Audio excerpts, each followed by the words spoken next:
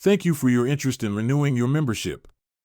We hope that we have exceeded your expectations and are excited for the opportunity to continue improving your experience. Let's go through these simple steps to renew your membership. Navigate to the membership page by clicking on Support and selecting Memberships. Then, you will select your membership type. Select the green button on the top right of the registration screen. Make sure to log in with the email that you provided when you signed up with your membership. If you don't remember the email you signed up with or need help correcting the email on your membership, reach out to info@sagmuseum.org and we will promptly assist you. Once you have logged into your email account, enter your first name, last name, and the email that matches your membership. Then select the Save button to ensure your contact information is accurate in our online portal.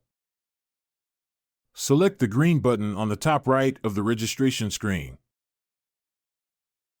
Now click on the Membership tab. Grab your membership card. You'll need the serial number for the next step. Enter the serial number in the text box and click on the Verify button. Finally, select the option to have a verification code sent to your email.